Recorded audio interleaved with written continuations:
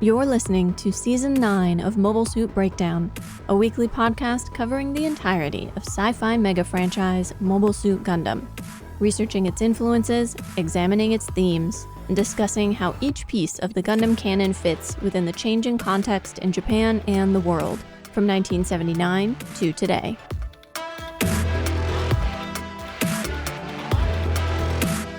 This is episode 9.8.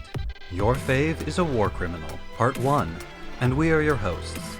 I'm Tom, Gundam fan, and dusting off my old law books for this very special episode. And I'm Nina, and while I won't tell you the exact date, I will say that we celebrated our wedding anniversary this week, and it feels appropriate that we spent the day much the same way we spent our first meeting, talking about nerd stuff. Nerd! Mobile Suit Breakdown is made possible by 712 paying subscribers. Thank you all for keeping us Genki, and special thanks to new patron John J, and to those of you who rejoined or increased your pledges this past week. One of this year's pin promo extras arrived this week, and it looks great. The other is expected to arrive at the end of this month or very beginning of October. As for regular merch for our Mr. Mnyeh and Lieutenant Matilda tier patrons, I'm afraid the holdup is me. These boxes always include a piece of original art.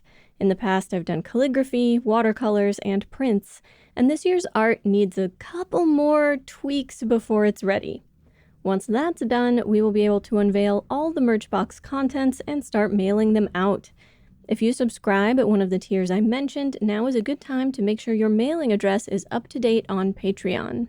Exclusive merch is one of the many benefits of becoming a paid subscriber. Depending on the tier, subscribers also get access to episodes 1 week before they go public, bonus content, access to a patron-only Discord, and more. For full details and to subscribe today, visit GundamPodcast.com/Patreon. And now Tom's research on war crimes in First Gundam.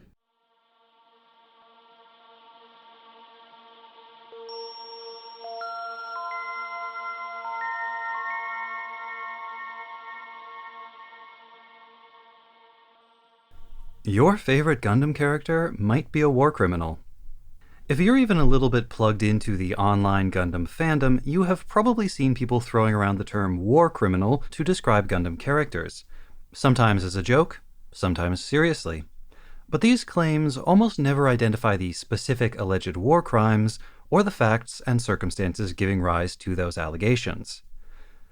Then, recently, as part of Mobile Suit Breakdown Season 8, Nina and I watched the animated adaptations of the Shima Garahow-focused radio drama Mayfly of Space. Mayfly makes a few references to war crimes committed by Zeon forces during the One-Year War. In particular, there is a news broadcast announcing that Shima's fellow Granada Marine and drinking buddy Gale Hunt has been convicted and sentenced to death as a Class B war criminal. The term Class B war criminal is a reference to the system used to classify alleged war crimes by the International Military Tribunal for the Far East, better known as the Tokyo War Crimes Tribunal. They divided the alleged crimes into 3 classes, A, B, and C. Class A was for those high-level imperial officials accused of planning, instigating, and executing the Empire's wars of conquest. The tribunal classified these as crimes against peace. The Class B offenses were ordinary war crimes, that is to say, breaches of the laws of war as they were understood at the time, while Class C was for crimes against humanity. Around 5,000 people, mostly low-ranking officers, were convicted of Class B and C offenses, and more than 900 of them were executed. Over in Europe, the Nuremberg trials used a similar tripartite classification scheme, but the lettered A, B, and C designations were unique to the Tokyo Tribunal, so there's no doubt about the reference that Mayfly of Space is trying to make. That got me wondering about other war crimes in Gundam. Did Haro do crimes? Does Bright Noah belong in the dock at the Space Hague? And just who is the greatest monster of the One-Year War? To answer those questions, I'm going to go through the 3 First Gundam compilation movies, Mobile Suit Gundam, Soldiers of Sorrow, and Encounters in Space, to separate the really criminal actions from the merely dubious. Because there are so many potential war crimes, I'm going to need to break this into 2 separate podcasts. This week I will cover the first movie, and next week I'll cover the remaining 2. Before I begin, a disclaimer is in order. While I am a retired lawyer, and while my practice did at times deal with international law and crimes of an international character, I never dealt with war crimes, and none of what I'm about to say should be construed as legal advice. If you find yourself in a situation where you need legal advice about war crimes, you should talk to a qualified practicing lawyer, which, just to be absolutely clear, I am not. Unspoken. Thank goodness. For my definition of war crimes, I will be adopting that used by the International Criminal Court in The Hague and set forth in the Rome Statute of 1998. Article 8, Section 2 of the Rome Statute defines war crimes as A. Any of 8 specified grave breaches of the Geneva Conventions of 1949, B. Any of 26 specified serious violations of the laws and customs applicable in international armed conflict, and C. A subset of those that are applicable in conflicts, quote, not of an international character. For our purposes, we only need to focus on sections A and B of Article 8. Throughout this piece, whenever you hear me refer to Section A4 or B8, you should just assume that I mean Article 8, Section A, subsection 4, and so on. I do expect that the definition of war crimes used in the Universal Century probably does not strictly match the one we use today. But since Gundam's owners have not seen fit to publish a treatise on the jurisdiction and practices of the Interside Criminal Court in the Space Hague, I think this is the best resource available. The Geneva Conventions mentioned in Section A deserve a special note here. They are a set of 7 treaties, 4 main conventions, and 3 supplementary protocols that set forth special rules for times of armed conflict meant to protect those not taking part in the hostilities. The 4 conventions have been ratified by 196 states, including all 193 members of the United Nations, making them among the most broadly accepted treaties in human history. The first Geneva Convention for the Amelioration of the Condition of the Wounded in Armies in the Field was held in 1864, and it resulted in a treaty between 12 European states agreeing to certain protections for soldiers rendered unable to fight by wounds or illness, as well as the civilians caring for them. This first convention was repeatedly revised and expanded in the ensuing years, with major revisions following each of the world wars, ultimately resulting in the 4 Geneva Conventions of 1949. The first covers the treatment of sick and wounded soldiers. The second adapts those same protections to the specific context of naval warfare. The third governs treatment of prisoners of war, and the fourth protects non-combatant civilians caught up in the war. Each convention specifies a subset of prohibited actions that rise to the level of grave breaches, what we call war crimes. Determining whether an alleged war crime is actually a grave breach of the Geneva Conventions frequently turns on whether the victim is, or is not, a protected person within the terms of the conventions. The first convention's Article 13, for example, extends its protection to wounded and sick persons if they are either members of armed forces involved in the conflict, members of militia or volunteer resistance organizations operating within their own territory and behaving like a formal military, civilians accompanying the armed forces, such as war correspondents or supply contractors, the crews of civilian aircraft and ships, or the inhabitants of non-occupied territory who, upon the approach of the enemy, take up arms and carry them openly according to the customary laws of war, but who have not had time to organize themselves into formal military units. Interestingly, and important for later, the fourth convention, the one that protects civilians during war, limits many but not all of its protections to persons who are, at a given moment, subject to the power of a party to the conflict of which they are not nationals, meaning that there are certain things a state can do to its own citizens that would be war crimes if done to the enemy. Underlying all of these treaties is the philosophical idea that war is a legitimate exercise of a state's sovereignty, fought between soldiers acting as agents of the belligerent states, in order to achieve concrete political ends. That war is not personal. It is not a brutal struggle of 2 peoples with triumph for the victors and annihilation for the losers. Enemy soldiers are fellow professionals, engaged in what the Prussian general Karl von Clausewitz called the continuation of policy by other means. As such, they are entitled to be treated with dignity and consideration should they be rendered unable to fight or otherwise fall into your hands. And you hope that they will extend the same courtesy to you should the situation be reversed. In this view, civilians who do not take part in the fighting are not really parties to the war, and so they should be protected from its horrors as much as possible. The Fourth Convention says it thus: protected persons are entitled, in all circumstances, to respect for their persons, their honor, their family rights, their religious convictions and practices, and their manners and customs. They shall at all times be humanely treated, and shall be protected, especially against all acts of violence or threats thereof, and against insults and public curiosity. Besides the 8 grave breaches of the Geneva Conventions, the Rome Statute also criminalizes serious violations of the laws and customs of international armed conflict.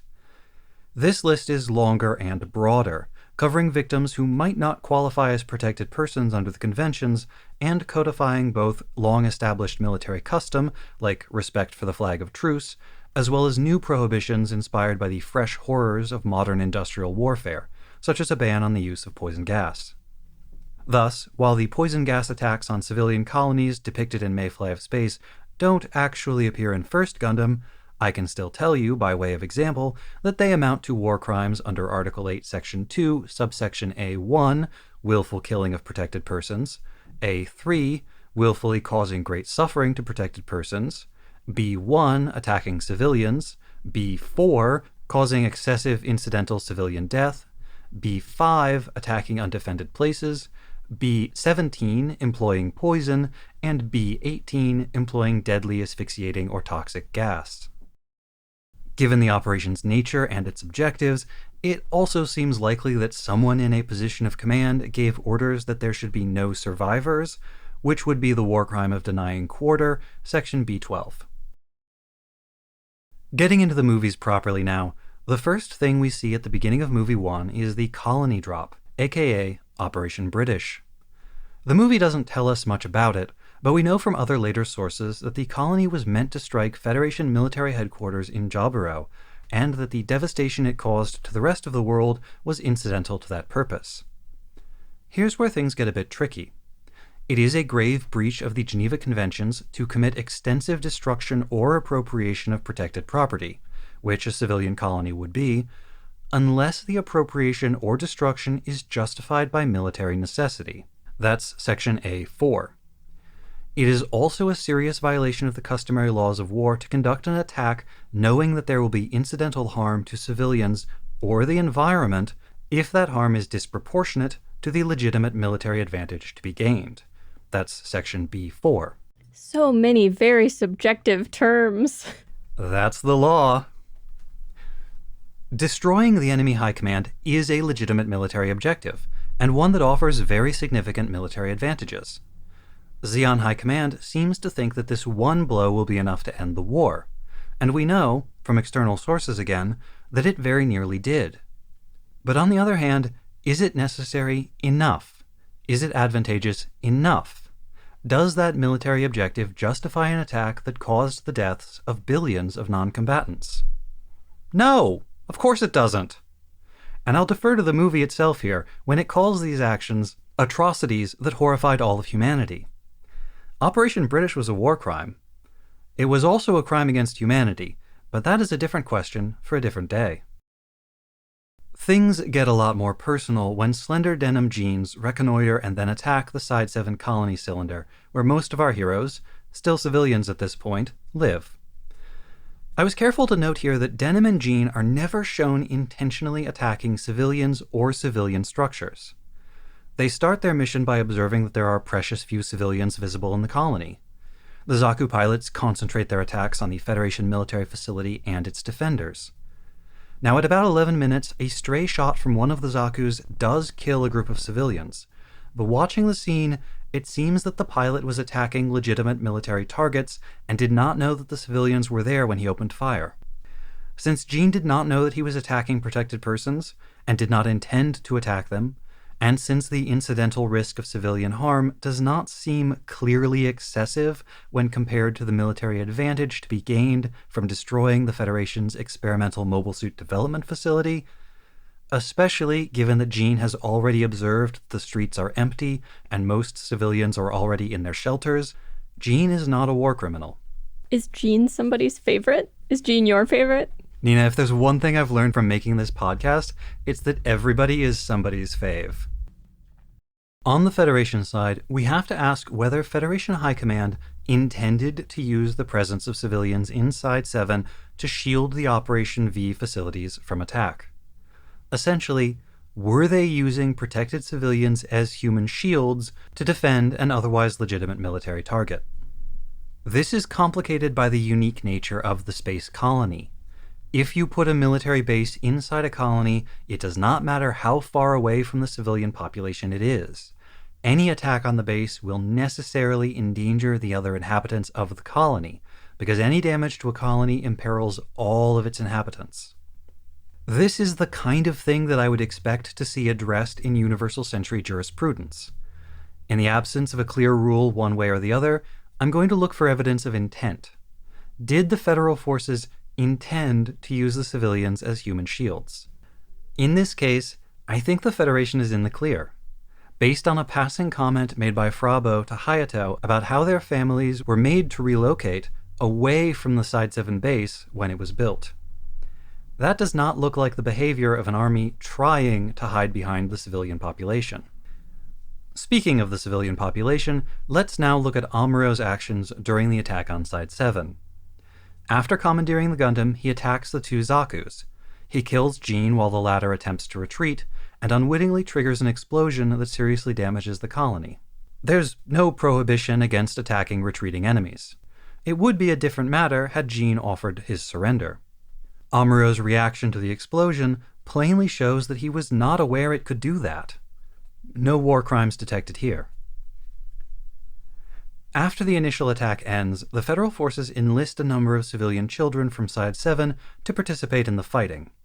Some, like Mirai, Hayato, and Fra, are quick to volunteer, while others need to be compelled to fight through threats, or, as in the cases of Amuro and Kai, through violence. This incident potentially implicates several sections of the Rome Statute, specifically Sections 2A5 and 2B15, which both address the war crime of compelling participation in military operations, as well as 2B26, covering the conscription or enlistment or use in active combat of children. People frequently cite this as evidence that Bright Noah is a war criminal, but that doesn't stand up to analysis. The prohibition on compelling participation in military operations only applies if a hostile power forces someone to fight against their own side. Since the civilians in question are, with one exception, Federation nationals, it is not a war crime under the Rome Statute to conscript them. Whether it's legal or not is a matter for the Federation's own internal domestic law. The exception I mentioned is, of course, Artesia Som Daikun, aka Sayla Mass, native of Side 3. If she were coerced by act or threat to take part in military operations against Zeon, then that could be a war crime. Fortunately for Bright and Captain Paolo, this is a non-issue. Sayla did not need to be coerced to join the Federal forces. She did so eagerly and of her own volition. As for the conscription of civilian children and their subsequent active participation in combat, well, that would be a war crime under the Rome Statute, if any of them were under the age of 15. So, conscripting 15-year-old Amuro to pilot the Gundam at the start of the movie? Not a war crime. Enlisting 14-year-old Judo Ashita to pilot the Zeta Gundam at the beginning of Double Zeta? Definite war crime. Among the White Base crew, only the orphan trio of Kika, Katz, and Let's fits this description. And at least at this point in the story, they are still just more refugees along for the ride. Having the kids deliver food and water to other refugees shouldn't count as using them actively in hostilities. Here is an interesting detail, though. Under the Fourth Geneva Convention, the parties to the conflict are obliged to ensure that children under 15, orphaned or separated from their families as a result of the war, are transferred into the protection of a neutral power for the duration of the conflict. Furthermore, Children under 12 should be given some kind of badge or other marking to identify them as such. Fortunately for Frabo, her refusal to send the children off to Side 6 wearing adorable little homemade I'm Baby buttons does not amount to a grave breach of the Geneva Conventions and does not make her a war criminal. Things are relatively straightforward during the White Base's return to Earth and the running battle they fight against Garmazabi across North America. The movie version makes big cuts to the story here, and in doing so, it removes at least one unambiguous war crime: Shar Aznabul's point-blank murder of 3 refugees in episode 11 of the series. Things get dicey again at around 1 hour and 40 minutes, when Amuro returns to his hometown to find it devastated by a Zeon air raid and overrun by ill-disciplined Federation soldiers. First, he visits his childhood home and finds it occupied by a squad of soldiers who, having busted open the liquor cabinet and drunk its contents, are now making merry in the trashed living room. If these were Zeon soldiers in occupied territory, this would be the war crime of unlawful appropriation of protected property, Section 2A4. But even though they are Federation soldiers operating in Federation territory, appropriating the property of a Federation citizen, they are still committing the war crime of pillage, under the broader provisions of Section 2B16. Later, Amuro sees a pair of soldiers humiliating a civilian vendor for sport, using the old, "Oh, I dropped my money, you pick it up" trick. This could potentially implicate Section 2B21, which forbids soldiers from humiliating, degrading, or otherwise violating the dignity of another person during an international armed conflict, provided that the severity of the humiliation was of such a degree as to be generally recognized as an outrage upon personal dignity. That's very subjective. In this case, I don't believe the humiliation in question rises to that fairly severe level, but it is a cruel, humiliating thing to do to a person that you're supposed to be protecting. Later still, Amuro visits a refugee camp where his mother is volunteering. The camp is located near a Zeon base, and those soldiers conduct regular inspections. Amuro's visit is interrupted by one such inspection, and he hides himself among the refugees, concealing his uniform with a blanket and pretending to be sick. Unfortunately, a noise from his communicator draws the enemy soldier's attention. On the verge of being discovered, Amuro shoots one soldier while still concealed by the blanket, and the other one flees.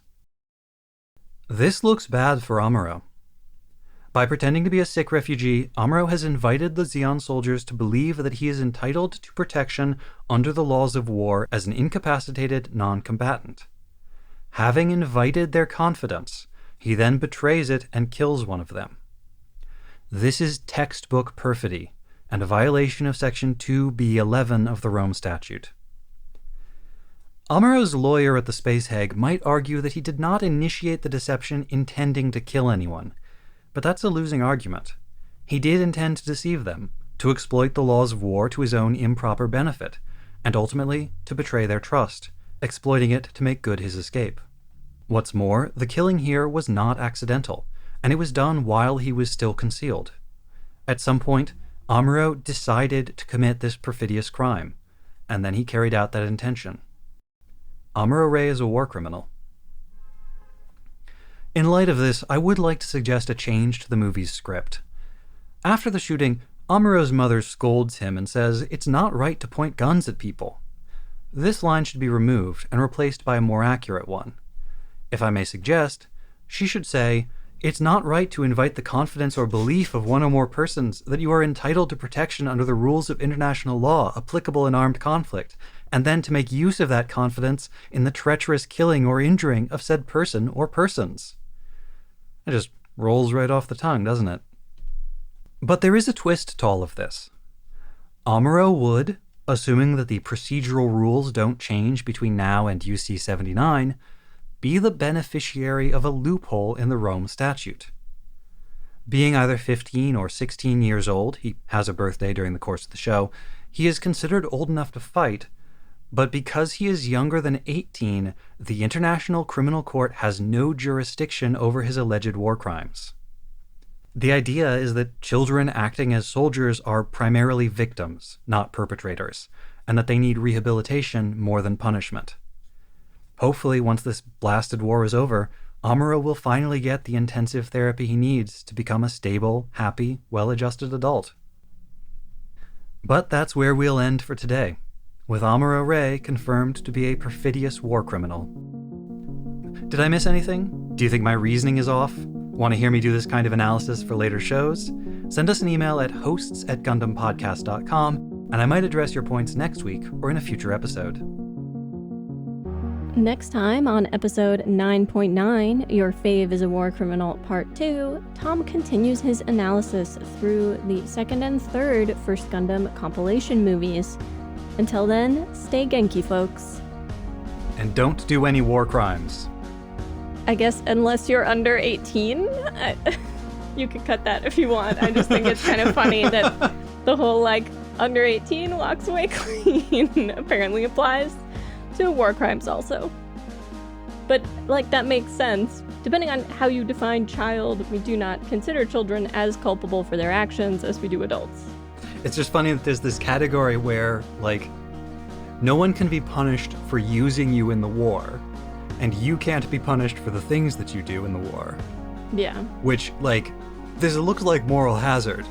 This looks like a situation where, armies are incentivized to recruit as many 16-year-olds as possible. And have the 16-year-olds do all the worst stuff. As long as they're put into situations where, you, the commanding officer, could not possibly know that they were doing it or stop them. Because you do have a command responsibility to prevent the people under your authority from doing war crimes. But see, now I'm just imagining roving bands of 16-year-olds committing the most horrific actions imaginable. It's just an entire war of Lord of the Flies-esque activity.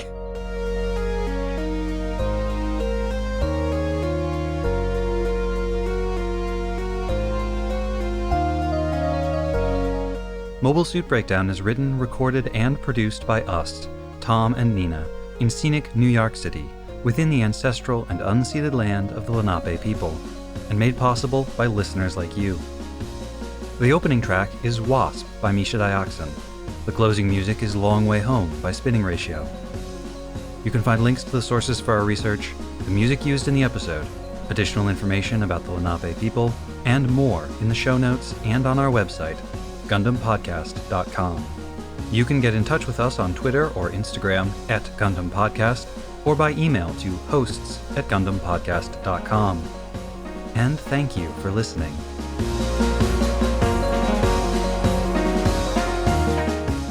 Exclusive merch is one of many benefits of becoming a paid subscriber. Sorry.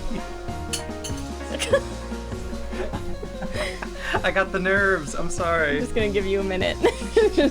I'm good. I'm fine. Pull yourself together, man.